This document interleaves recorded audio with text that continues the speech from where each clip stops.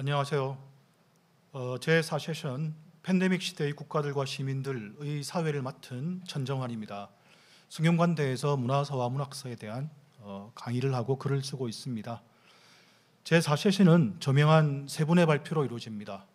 밥재섭, 나일링썸, 왕샤오밍 교수들입니다. 세션의 제목처럼 모두 코로나 사태가 보여준 국가의 어떤 본질과 그 변화, 그리고 시민사회에 관한 것입니다. 발표자들께서 각각 영국과 중국에 계신 분들이라서 특히 영국을 위시한 유럽 나라들과 중국에 주목하시고 아마 이야기를 해주실 것 같습니다. My name is Chonghwan Chon, moderator for session 4, under the title of States and Citizens in the Pandemic Era. I write and teach history of culture and literature at Sungkyunkwan University. Session 4 consists of 3 presentations, and as shown from the title of the session, it is going to be about the nature of country, its changes, and civic society witnessed during the COVID-19 outbreak.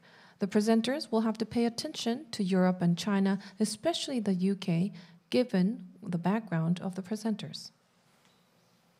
네, 우리는 이번 세션에서 두 가지를 주목하여 배울 수 있을 것 같습니다. 첫째는 팬데믹 위기의 차이에 관한 것입니다. 작년부터 지금까지 여러분들에 의해서 유럽에서 일어난 일들과 동아시아에서 일어난 일들에 대한 대조가 많이 시도되었습니다. 유럽 문명의 몰락이나 구미 헤게모니 종말을 말씀하시는 분들도 있고 또 아시아 국가들의 성공에 대해서 찬양하는 사람들도 많았습니다. 그러나 성급한 진단이나 오리엔탈리즘에 빠지지 않고 객관적으로 설명하기는 참 어려웠던 것 같습니다. We think we can learn two things in this session. First, many attempts were made to contrast what happened in Europe and what happened in East Asia under the pandemic. Many people talked about the fall of European civilizations or the end of European and American hegemony and the success of Asian countries. It was, however, very difficult to explain with objectivity without falling into Orientalism. 두 번째로는 왜 어떤 국가는 비교적 방역에 성공하고 어떤 국가는 실패하여 지금도 무수한 사람들이 코로나에 걸려 죽는가 하는 점입니다.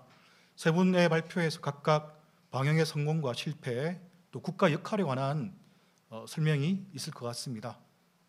And secondly, the question we have to ask is why are some countries relatively successful and others fail, and as a result, countless people still die of coronavirus.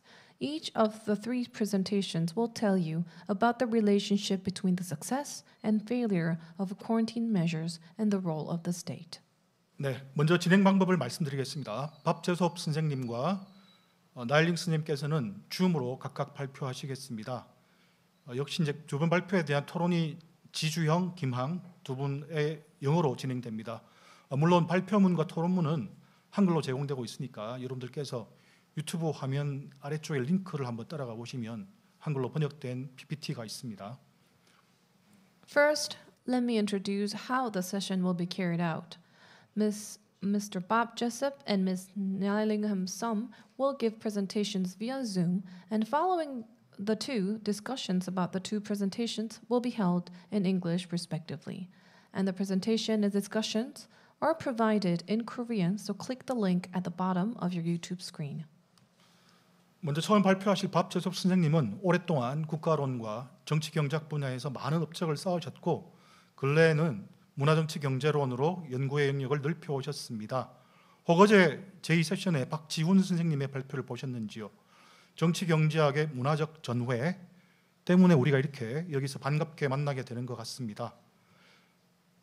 밥재섭 선생님과 나일링 썸 선생님은 지금 영국 랭카스터에서 새벽 5시에 접촉하고 계십니다. 너무 이런 새벽 시간에 발표하는 것 아닌가 죄송스럽게 생각합니다. As you know, Mr. Bob Jessup has made a lot of achievements in the field of state theory and political economy, and in recent years he has expanded his research field to the theory of culture, politics, and economy. And I don't know if you have happened to see Park Ji-hoon's presentation in session 2 yesterday, and it seems that we're able to have a discussion here because of the cultural turn of political economy. Both presenters are joining us online at 5 a.m. in Lancaster, England. Sorry for making you give out presentations so early in the morning. 더군다나 어제 마침 밥재섭 선생님이 코로나 백신을 접종 받으셨다고 합니다. 그래서 조금 걱정을 했는데 완벽하게 오늘 준비하고 계십니다. And I also heard that Professor JESSOP got vaccinated yesterday. I was a little bit worried about side effects, but it seemed that he's good to go. 네, 밥재섭 선생님 연결해 보겠습니다. 밥재섭 선생님, 제 말이 들리십니까? I'm going to talk to Professor JESSOP. Can you hear me? Yes, we can. Thank you. 네, 선생님 반갑습니다. 백신 맞으신 거 기분이 어떠신지 궁금합니다. Nice to meet you, Professor. How do you feel now you got vaccinated? Well, I slept very well and we feel all right today, so it was no problem. 네, 백신 맞았는데요. 아무런 이상이 없습니다. 그래서 오늘 발표에 무리가 없을 것 같습니다. 네, 선생님 고맙습니다. 네, 그러면 지금부터 밥재섭 선생님 발표를 듣도록 하겠습니다. Thank you very much. So from now on, please go ahead with your presentation, ladies and gentlemen. Let's enjoy. Right, thank you. And thank you. We're very pleased to be involved virtually in your conference because it's a theme that interests us. We've got presentations that I will present first on cultural political economy, the United Kingdom and comparisons, and then Nai Ling will follow with her work on the Belt Road Initiative and digital health and healthcare. So I'll begin with my presentation on the crisis construal of modes of crisis, governance in Britain and Europe. I'll introduce, first of all, cultural political economy and show how we're relating Marx, Gramsci, and Foucault. I'll explain the cultural turn in terms of taking seriously both semiosis and structuration. Then I'll turn to the question of what cultural political economy understands by crisis and the construal of crisis. And then I'll relate the pandemic to the capitalist nature crisis, to neoliberalism, to healthcare systems, and to political regimes. And I'll end with a prognosis. I may skip some of my slides in order to stay within 20 minutes. So firstly, what is cultural political economy? And I heard you say that cultural political economy studies culture, politics, and economics. And I think that would be a substantive interpretation of cultural political economy. We understand cultural political economy, which we'll sometimes refer to as CPE, as a broad post-disciplinary current. It's not a school, and it has no ambition to become one, as a current in institutional and evolutionary political economy. It makes a cultural turn in economic and political studies, or political economy, to enhance their interpretive and explanatory power. And we argue that the cultural turn is useful in other fields as well. And cultural political economy focuses on the nature and role of semiosis, which we define as sense and meaning making, in the dynamics of economics and politics, and it puts them also in their wider settings. It can contribute to critiques of ideology, which the Germans call Ideologiekritik, and to critiques of domination, which the Germans call Herrschaftskritik. So it's both a critique of semiosis and of structuration and their interrelations. The way that we do CPE is to stage a three-sided encounter among Marx, Gramsci, and Foucault. And we argued that Marx provided the crucial foundations for a critique of political economy. Gramsci developed a philological materialism. Gramsci, you may not know, studied philology at university before he abandoned his university studies to take up political activity. He developed a philological materialism that highlights the role of language in sense and meaning making in mediating hegemony and domination across all social spheres. all social spheres. And CPE enhances the synthesis of Marx and Gramsci by integrating Foucault's insights on objectivation, creating objects that need to be governed, subjectivation, creating subjects that are able to act, power-knowledge relations, and their associated technologies of power and the assemblage of dispositives or apparatuses. And we discuss this in our book, Towards Cultural Political Economy, on pages 203 to 214. And this is an illustration of how we envisage the three-sided encounter. So we invoke Gramsci to Gramscianize Marx. We use Marx to Marxianize Foucault, and we use Foucault to governmentalize Gramsci. Gramsci studied the state as political society plus civil society, and he was mostly interested in the modalities of state power. And we use Foucault to explain that in terms of governmentalities. When we say that we make the cultural turn, we're making a cultural turn in ontological terms. That is to say that we see semiosis as essential to explanations of what's happening in economic and political studies, in political economy. We argue that actors cannot go on in the world, or can only go on in the world, because they adopt, knowingly or not, specific social imaginaries as entry points and standpoints to reduce complexity and to make it calculable.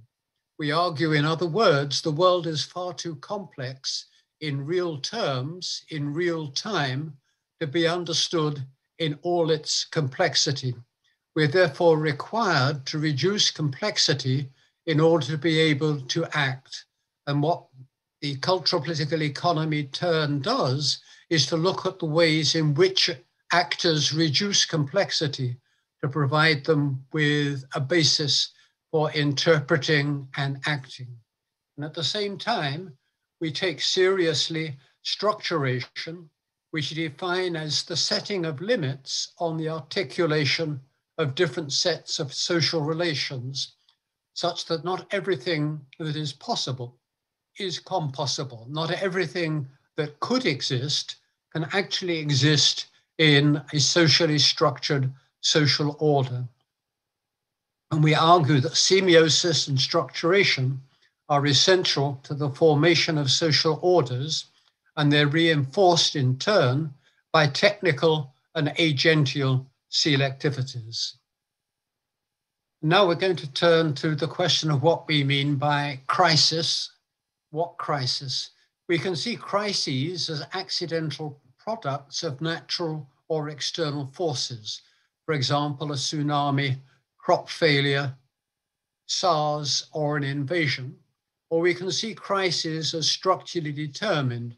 That is to say, there are inherent crisis potentials and tendencies in a given social form with matching forms of crisis management, for example, in profit-oriented, market-mediated capitalism. And secondly, we distinguish between crises crises are normal, they're expected, and they may be resolved through established crisis management routines or innovations that largely restore previous patterns. And we contrast that with crises which are less common, and they involve a real crisis of crisis management. That is to say, that the established ways of dealing with crises no longer work. They can no longer go on in the old way. And what that does is to demand more radical innovation in crisis management or the move to a new system. And what we're arguing is that the pandemic crisis is not accidental, the product of external forces, but the pandemic crisis is an inherent crisis potential in the world market on a global scale. And we're arguing that it has created some problems in some societies for dealing with pandemics in the normal way, and is creating crises of crisis management, which are leading to new modes of governance. And I'll illustrate that now as our interpretation of crises as being revelatory moments. Crises tend to disrupt or shock accepted views of the world and how to go on within it, calling into question theoretical and policy paradigms, as well as everyday opportunities. Crises are threats and opportunities, and we can say that they are complex, objectively overdetermined moments of subjective indeterminacy. That is to say, we have to explain both their structural features, their objective overdetermination, and the problems that crises cause the subjects knowing how they can take decisive action to make a difference in future. Now I'm turning to the COVID-19 crisis. We see this is largely construed by political and economic actors as an exogenous accidental shock that threatens the survival of humankind in all exposed societies. And this is reflected in political discourses of security to protect the population, and in warlike discourses directed against threats from within, for example, migrant workers or the Roma population. And while COVID-19 is a global pandemic, there is little global coordination of responses. Indeed, in Britain and Europe at the moment, we're seeing struggles over pandemic and vaccine nationalisms.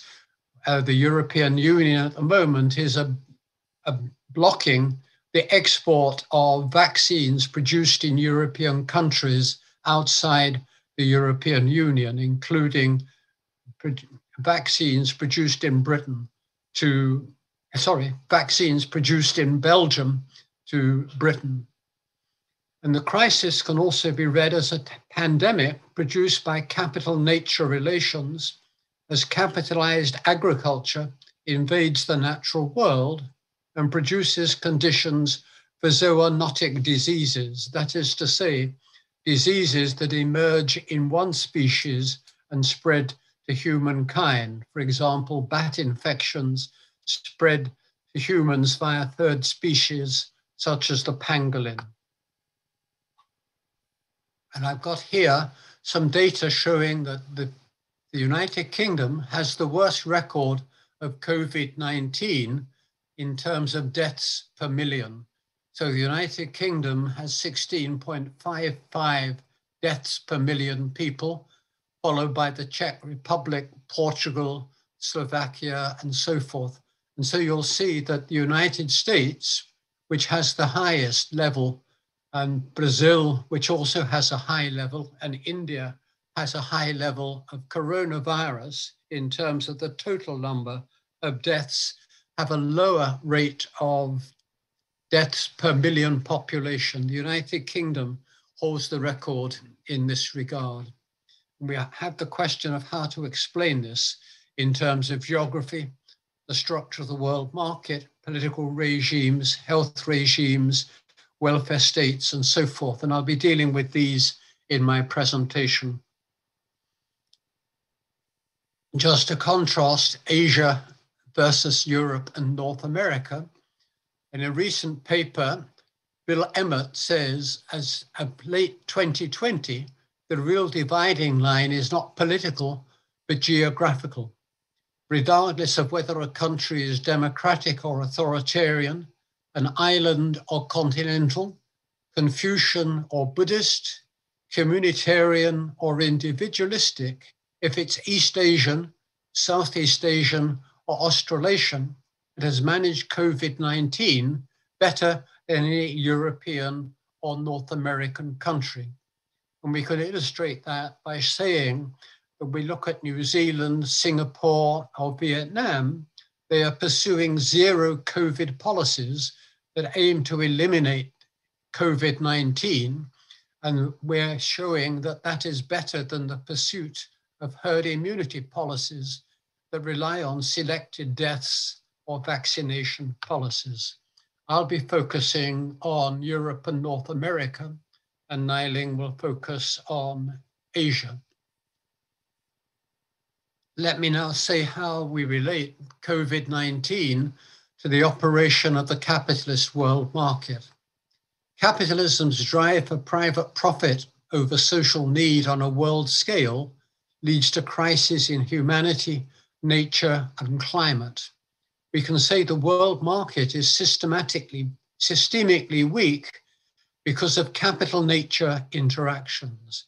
And we're seeing with the expansion of the world market, there is an expansion also of agri-capitalism, with the density of farmed animals and birds, the close population living next to dense agriculture, and the development of zoonotic diseases.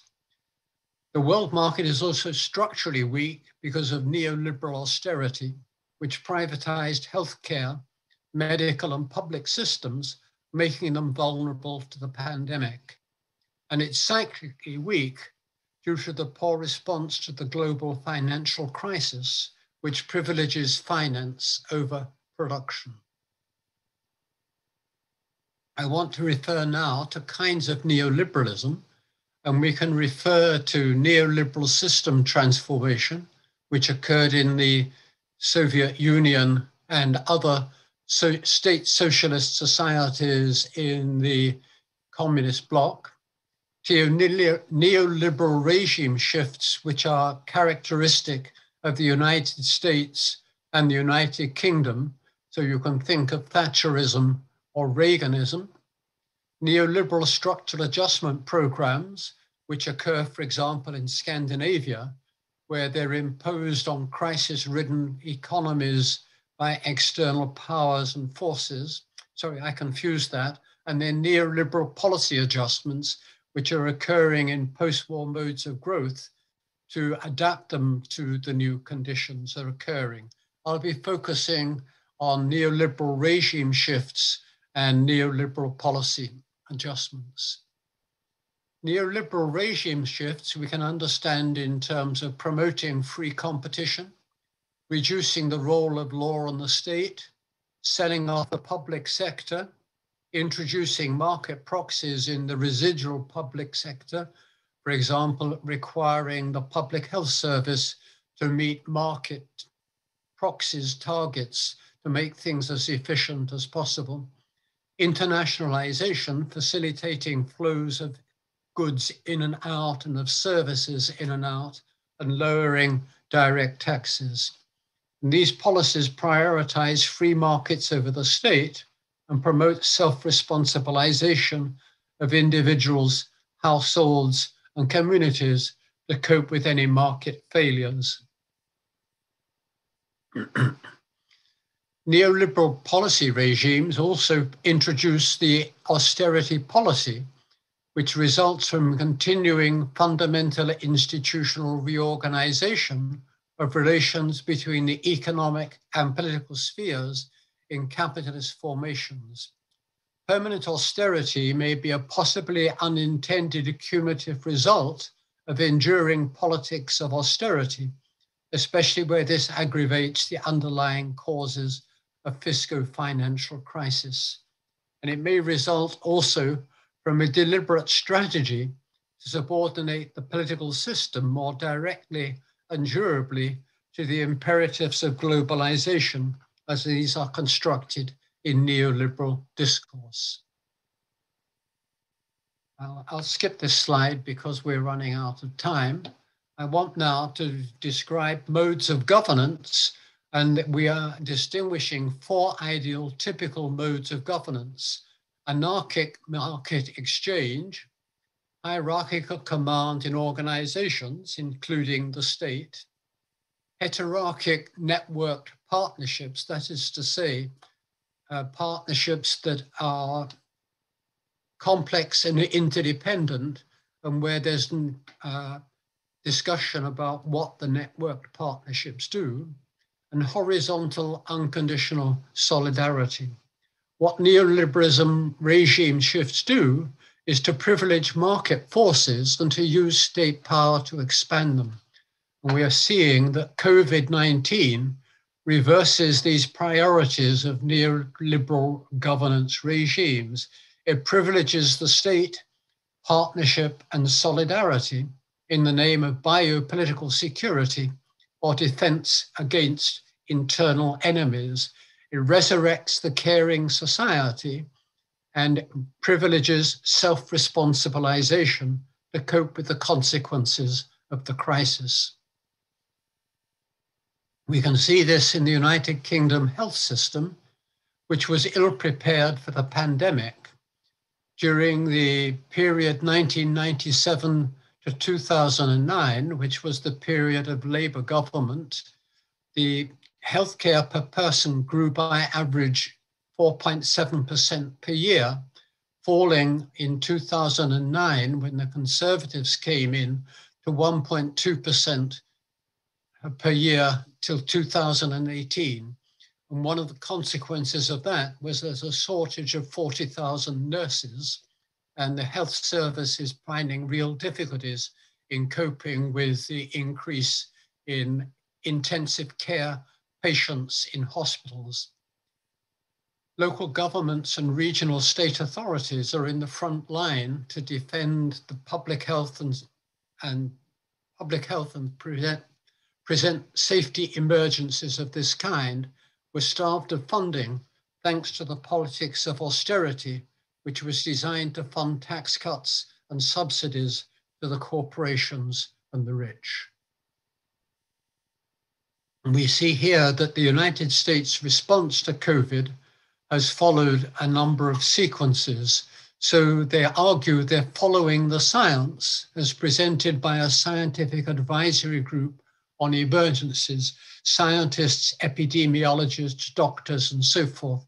But in fact, the government, British government, tried first of all to achieve herd immunity, which was based on allowing the vulnerable to die and those able to work to develop herd immunity because they had suffered from the infection and recovered from it. Then, as that strategy was failing, the government tried to flatten the curve of rising infections by imposing lockdowns. When that didn't work, they imposed national strategies with some measures of devolution. When that didn't bring the expansion of coronavirus cases under control, they established lockdowns, but often too little, too late. And what they're now relying on is rolling out the vaccine to the most vulnerable people, such as myself, aged over 75, and rolling that out through different vaccination hubs. So always it's been a passive response, always too little, too late, based on following the science, but often the government ignores the science in those regards. And I think we can say that the reasons for the failure in the United Kingdom is the government has continued its neoliberal strategy of prioritizing wealth over health in its response. But we know globally that prioritizing wealth over health backfires. And we know from our Asia that protecting health is often more effective in defending the economy.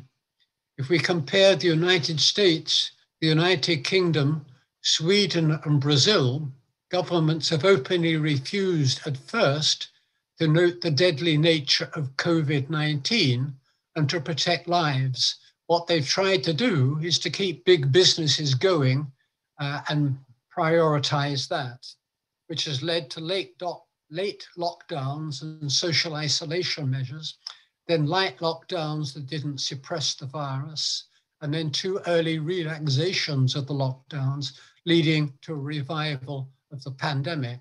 And we can contrast that with the cases of China, Vietnam, Singapore, Taiwan, New Zealand, and Australia, where strong state action and public health measures have brought the the COVID crisis under much better control.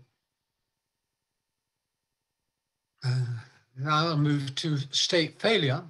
The state in Britain has failed because it failed to set up a functioning test and trace system and relied on that with private firms to carry out the test and trace, which has not led to a coherent response which connects local services and national agencies. And it's probably the case also that relying on private rollout of vaccines will lead to an inability to do that successfully. Even if the envisaged vaccine program is a success, tens of thousands of more people will die before herd immunity is achieved. I'll now look at the European Union and explore what's happening there. In the European Union, we can see that the European Community member states have resorted to lockdown measures to block the spread of the disease by reducing social and economic activities unless they're essential for life and health. They've restricted the deepest economic repression in decades, which is worse in Spain, France, and Italy, compared with Northern Europe and Central and Eastern Europe.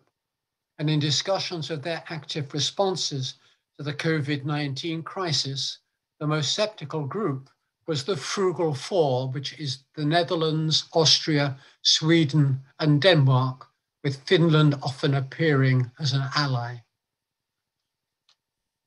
And if we look to see what measures have taken place, the pandemic crisis has allowed Eurozone members to use loans from European stability mechanisms for direct and indirect healthcare, cure and prevention related costs due to the COVID-19 crisis. This is an expansion of Eurozone mechanisms coordinated at the European level. The member states have access to new funding mechanisms and so on, and it's permitted member states to present the export of vaccines outside the European Union. Now I'm coming to Scandinavia, and then I'll draw my conclusions. If we look at Scandinavia, Denmark, Finland, and Norway had low stringency scores on the Oxford University Blavatnik School of Government Index, which is a comparison of all the countries in the world in terms of how stringently, how robustly they control the virus. And they had death rates below 1 per million in September, November 1920. And this was based not on stringency, but on strict test, trace, and isolate protocols and high trust in government presented measures, plus low population density in Norway and Finland, less travel, and good income support for those isolating. So if you got the COVID vaccine, you could afford to stay at home. Sweden adopted a herd immunity approach and didn't impose lockdowns early on, and has led to higher infection and death rates compared with her Scandinavian neighbors. And that brings me to my last slide, which is the prognosis, what I think is going to happen globally and in the United Kingdom. The COVID-19 pandemic is largely conceived as interpreted as an accidental crisis, but it's actually an inherent tendency within global capitalism, and it will continue to recur. Its incidence and spread are uneven. Different political regimes construe the pandemic differently, prioritizing biopolitical security and defense against internal enemies, or prioritizing wealth over health. As I've said, prioritizing wealth over health leads to state failures and failures of controlling COVID. The United Kingdom is a neoliberal political regime that was ill-prepared for the pandemic in terms of health infrastructure and staff, the precarity of workers women, elderly, and marginal groups. And the United Kingdom has the worst per million death rates in the world, which reflects the way in which the pandemic is mismanaged. And that ends my presentation. Thank you. 감사합니다. 네, 선생님께서는 신자유주의 체제를 긴축국가 개념과 함께 설명해 주시고 또 코로나19 사태가 그것을 어떻게 공격했는지 복잡하고 다층적인 방법으로 그 위기를 설명해 주신 것 같습니다. 한마디로 선생님의 문화정치 경제의 방법이 무엇인가가 발표에서 잘 보여졌는데요. Thank you very much for your presentation. You explained the neoliberal system with the concept of a steady state and how COVID-19 turned that over. And you also mentioned the nature of capitalism and government relations with different countries that contrasted China and Vietnam, Singapore, Taiwan, and New Zealand and Australia. We were able to see the cultural political economy theory that you have developed so far. 네, 그래서 뭐 미국, 영국이라든지 다른 나라들, 중국, 베트남, 싱가포르, 또 뉴질랜드 같은 나라들에서의 방역의 성공과 실패를 대조를 해주시면서 동시에 아까 특히 이제 지리적인 걸 강조하셨는데 지리적, 문화적, 경제적 요인을 열거해 주신 것이 특히 인상적이었습니다. And you also gave us a contrast between the US, UK, Sweden, Brazil, and also the other group of countries, including China, Vietnam, Singapore, Taiwan, and New Zealand, and Australia. And it was very impressive to see all different elements, including geographical or political or economical aspects that define the different characteristics of the groups. 네, 이제 토론자인 지주형 선생님께 마이크를 넘기겠습니다. 지 선생님은 영국 랭카스터 대학에서 공부하시고 한국 자본주의와 글로벌 정치 경제에 대한 연구를 계속하십니다. 한국 신자유주의의 기원과 형성이라는 유명한 책이 있는데요. 마산에 계시는 지 선생님 불러보겠습니다. 지 선생님. I'll now hand over the microphone to Ji Ju-hyung, the debater of this session. He's a professor in the Department of Sociology at Kyungnam University after studying at Lancaster University in England. And he also has a very famous book called Origin and Formation of Korea's Neoliberalism. Are you with us, Mr. Ji? 예, 여기 있습니다. Yes, please go ahead. It's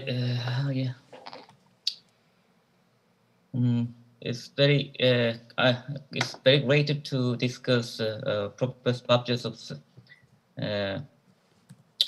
presentation today. I was a former student of his, and I learned a lot from him when I was his student, and today still I'm learning a lot from his presentation. So let me first share my discussion note here. So now you can see my discussion note. Yeah. Yes, we can see. Thank you. Okay, the paper presented by Professor Babjesov brings some interesting insights into the cultural political economy of COVID-19 crisis management. Personally, early last year, I, being formerly a student of crisis and crisis management, tried to understand this new form of crisis, but got lost in the middle of nowhere because I was overwhelmed by the sheer complexity of the crisis, as well as my job-related pressures to create online teaching materials. However, the paper offers a very well-managed reduction of complexity or interpretation of the crisis, and I find that I may well try again to understand this crisis better by using this as a guideline.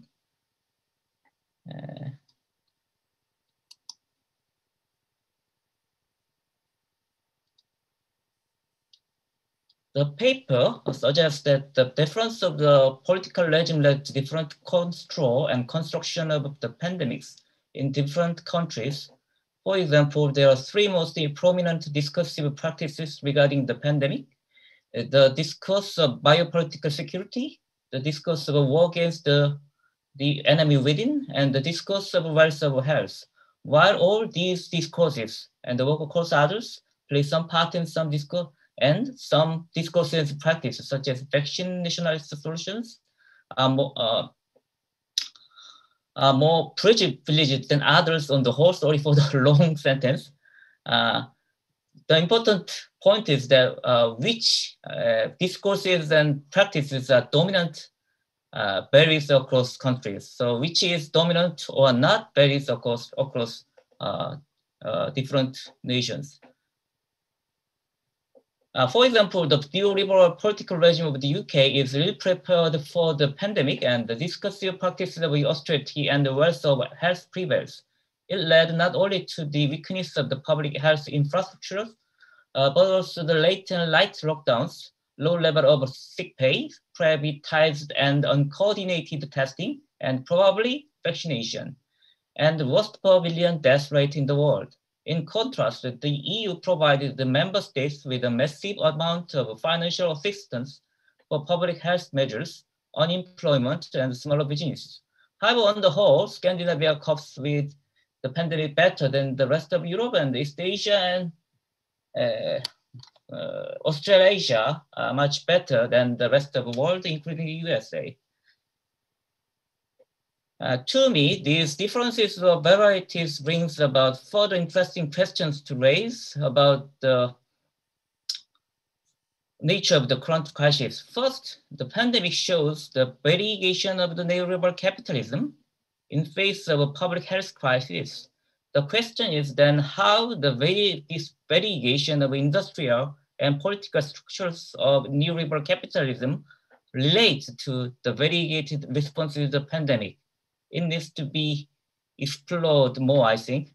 For example, despite the social necessity of increased government intervention, what made the UK government less willing or able to actively intervene than other European states?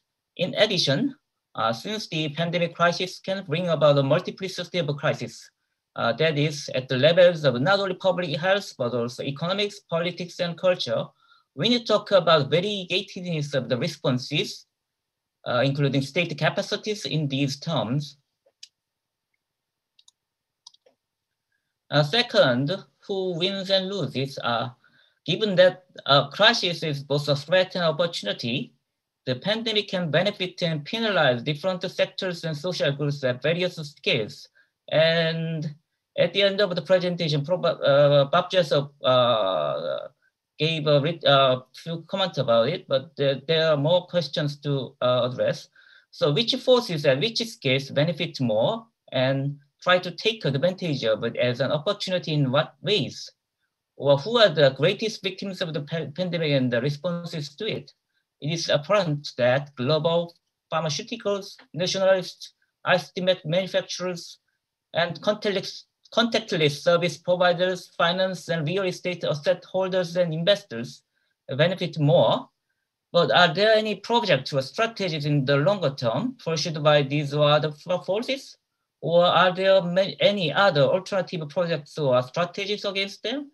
For example, in Korea, basic income, and there are some propositions of modern monetary theory, etc. How do social actors try to reduce the complexity and uncertainty of the crisis into a manageable complexity and calculable risk, at least at the discursive level? And would the pandemic change the balance of social forces? And if so, in what direction? Third, given that Construal and construction are distinct, we need to distinguish between more discursive variation and more materially based selection analytically. This means that there may well be discrepancies between the dominant discourses and actual material practices. For example, there can be discrepancy between the speed of vaccination and the actual speed of this vaccination. So there is a discrepancies between the discourse and reality, and that I think that itself is indicate we are still in a crisis situation. Then the question is, what would be the short and long-term effects of such brute experience of the pandemic on politics, economy, and culture, including neoliberalism? Is it a crisis of or a crisis in? How would the discourses and material practices be reconciled again.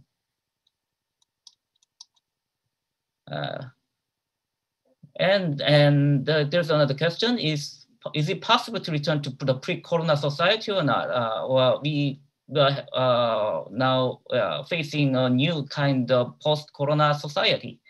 Even if we can return to the pre-corona society, in a sense, what difference would make this difference? Would this experience make in society? Can this experience contribute to the overthrowing of the neoliberal regime, for example?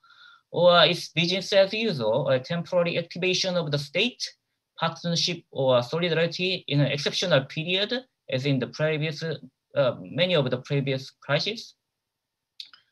Or, you know, what and how would people, if not the mankind, learn from the pandemic? What and how the UK learn from the crisis? Can you learn from this crisis and develop a new theories of economics, politics, the state, society, public health, etc.? The final question is comparison. We can compare this pandemic with the previous crisis. How does the COVID-19 crisis compare with the previous crisis? Given that it's often compared to a war, how does it compare with World War II after the Great Depression in the 1930s? Both the World War II and the COVID-19 crisis enriched certain industries, war industry and contactless industries respectively. However, the devaluation of capital takes place in different ways. World War II mostly devalued the industry and financial capitals of the countries, while the COVID-19 devalues mostly capitals in contact service industries. For example, tourism, transport, hotels, department stores, etc. So the COVID-19 does not scrap overproduction's capacities and rather increase production capacities in the, for example, in the ICT sectors.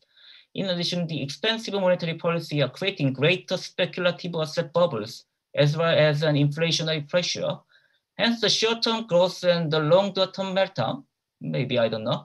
Where would this K-shaped recovery of polarization and both economically and politically? I would like to hear Professor Bob Jessop's view on these questions. Thank you very much for listening. And let me summarize my discussion in Korean for a minute. Yeah. 제가 이제 제기한 건 사실은 이제 밥재섭 선생님이 말씀하신 것을 가지고 조금 더 질문을 이제 더 좀 더 구체적이고 좀 약간 상세한 질문을 던지는 것인데요. 그래서 이제 그 밥재섭 선생님 발표는 사실 우리가 지금 겪고 있는 코비드 19, 코로나19 위기에, 그러니까 되게 복잡한데 그 복잡한 것을 이제 잘 이제 축소해서 요약을 해가지고 어떤 하나의 관점에서 이제 해석하는 것이라고 볼 수가 있겠습니다. 뭐 저는 그것이 이제 저도 이제 거기에 이제 동의를 합니다. 근데 여기에서 이제까지 같은 그 발표하셨던 내용에서 좀 더 이제 더 깊게 물어볼 질문들이 뭐 제가 한 4가지 정도를 던진 것이죠. 지난 지난 이 세션에, 그러니까 어제 있었던 세션에서 박지훈 선생님의 발표를 들으셨던 분은 얼룩덜룩한 자본주의의 개념을 이제 들었을 텐데요. 사실 이제 그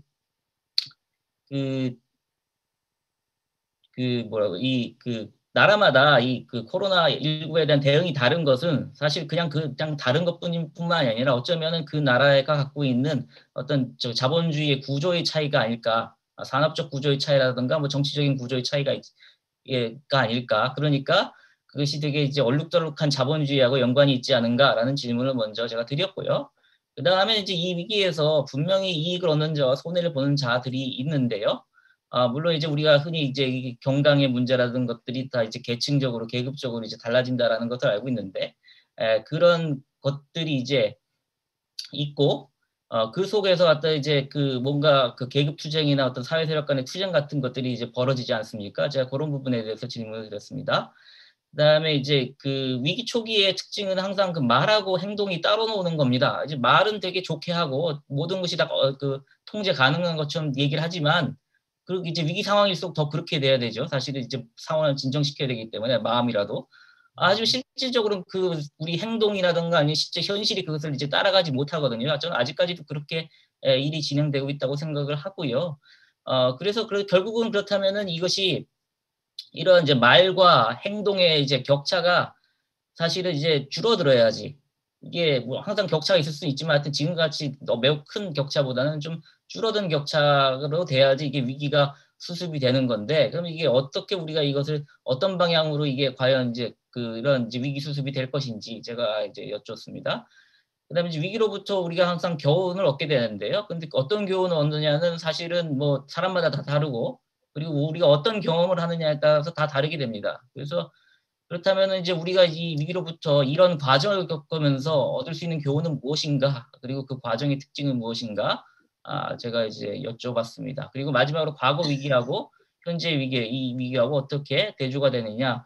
제가 보기에는 조금 비슷한 부분이 있는 것 같습니다. 이제 2차 세계대전과 2차 세계대전이 1930년대 대공황 이후에 벌어졌죠. 그리고 이제 그 와중에서 이제 전쟁 이제 산업이 부흥하고 그 다음에 패전 국가들의 이제 과잉 생산 설비들이 다 파괴가 됨으로써 위기로부터 벗어났죠.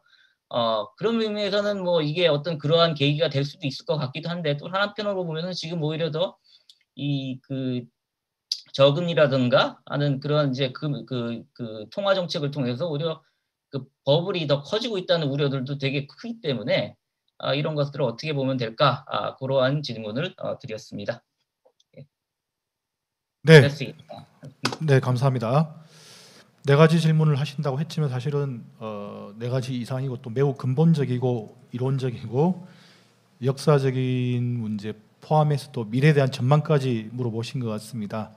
사실상 모든 문제를 물어보셨는데 밥재섭 선생님 답변을 들어보겠습니다. 사실 굉장히 큰 주제고 또 두 분이 말씀하신 방법론 자체가 복잡하고 다층적이어서 적어도 몇 시간은 들어야 될 것 같은데 밥 선생님 한 10분 정도로만 답변해 주시면 감사하겠습니다.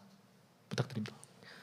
Thank you for your comment. Even though you said you asked merely 4 questions, I think your questions included some of the fundamental and ideological questions while asking for a prediction for the future as well. Thank you once again. And even though I feel like I can hear from Professor Bob Jessup forever for several hours, because of time constraints, I would like to allocate about 10 minutes for the answer from Professor Bob Jessup.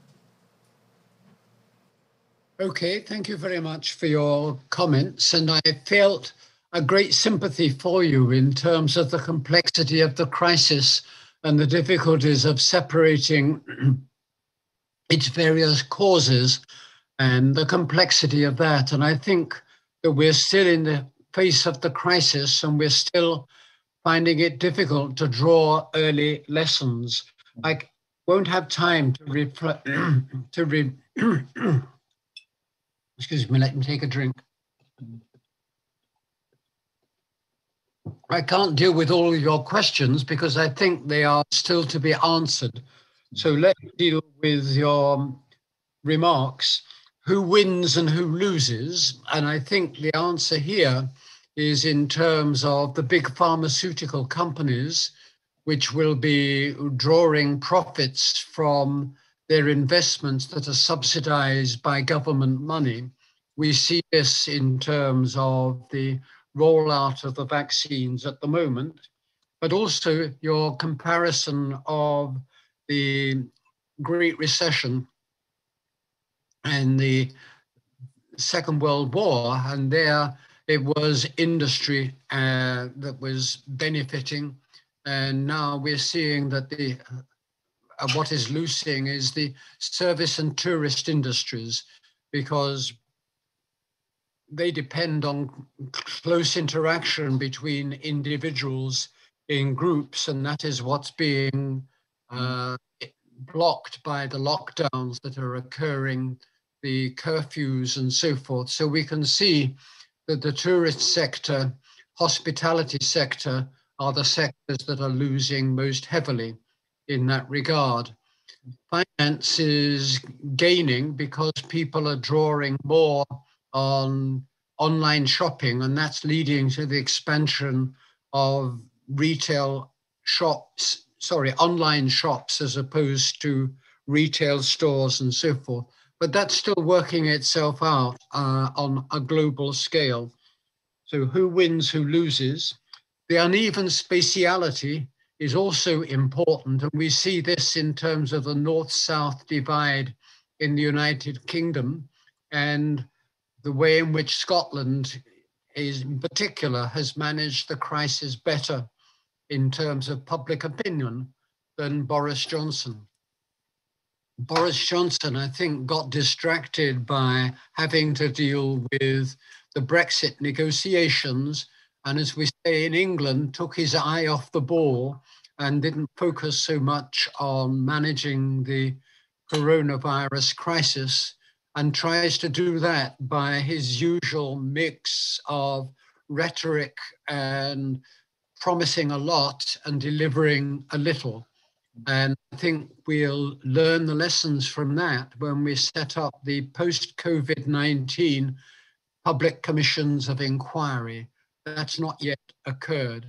And I think also in terms of lesson drawing, we can say that the way in which the crisis unfolded has led to new lessons emerging all the time.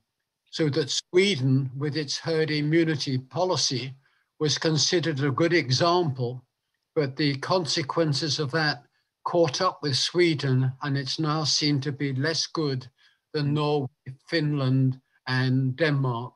So I think the lessons to be learned will have to wait until the COVID-19 crisis is declared to be over. It will, of course, continue, but the lessons to be learned are, I think, initially political lessons in terms of the trust for government, election defeats, and so forth.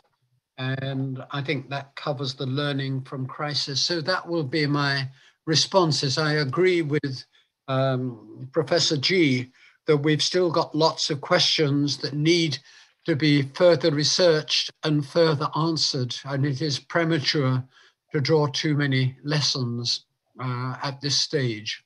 Thank you. 예.